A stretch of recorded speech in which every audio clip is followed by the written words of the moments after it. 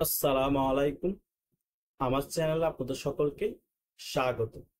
বাংলাদেশের এখন প্রত্যেক মানুষ ঘরে ঘরে ডক্টর ইউনূসের সমালোচনা করছে এবং ডক্টর ইউনূসের শাসনামল নিয়ে ধিক্কার জানাচ্ছে। ইতিহাসের সবচেয়ে খারাপ শাসনামল এবং ইতিহাসের সবচেয়ে দুর্বল সরকার এই ডক্টর ইউনূস সরকার। তারা এখন সকল জায়গায় বলতে শুরু করে দিয়েছে আমরা আগেই ভালো ছিলাম। এইসব সমালোচনা নিতে না পেরে এই চুনুপুটি দল এনসিপি এবং যুদ্ধ অপরাধী দল জামাত ইসলাম তারা সকলকে এখন বলতে শুরু করে দিয়েছে সফট আওয়ামী লীগের, এরা আওয়ামী লীগের দোষর। আরে ভাই, সফট আওয়ামী লীগের যদি তারা হয়, তারা যদি আওয়ামী লীগের দোষর হয় তোমাদের সমালোচনা করার জন্য এবং আগেই ভালো ছিলাম এটা বলার জন্য, তাহলে বাংলাদেশে 18 কোটি জনগণের মধ্যে 15 কোটি মানুষই এখন তাহলে আওয়ামী লীগ করে। 15 কোটি মানুষই সফট আওয়ামী লীগের।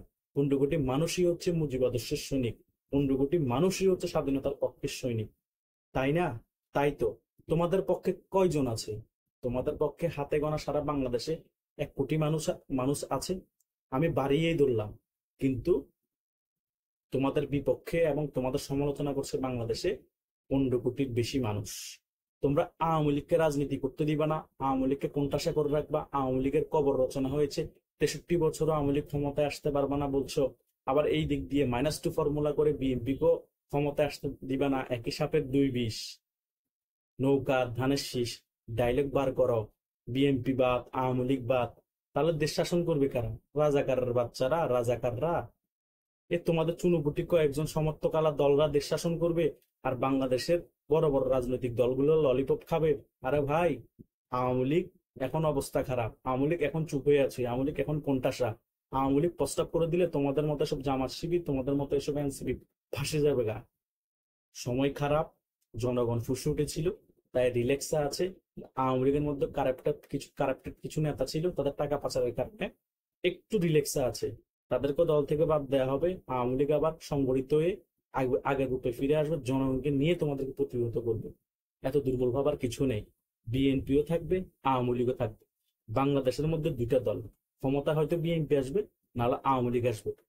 তাছাড়া আর কোনো ওয়ে নাই। কেয়ামতের আগ পর্যন্ত জামাত ইসলাম যতই টেকনিক খেলুক, যত A team, B team, C team, D team বানাক, জামাত ইসলাম কখনো ক্ষমতায় আসবে না। হাইয়েস্ট আগে 4টা আসন পাইতো, এখন হয়তো 8টা আসন পাবে। এতটুকুই পার্থক্য হবে, তাছাড়া আর কিছুই না। যতই মিলিটেন্ট বাহিনী থাকুক বা যতই টাকার ফান্ডিং থাকুক, কোনো লাভ হবে না। জনগণ তোমাদের সমালোচনাই করবে, জনগণ তোমাদের রক্তাটাই বলবে, জনগণ তোমাদেরকে রাজাকারের বাচ্চাই বলবে, জনগণ তোমাদেরকে যুদ্ধ অপরাধীর দল বলবে।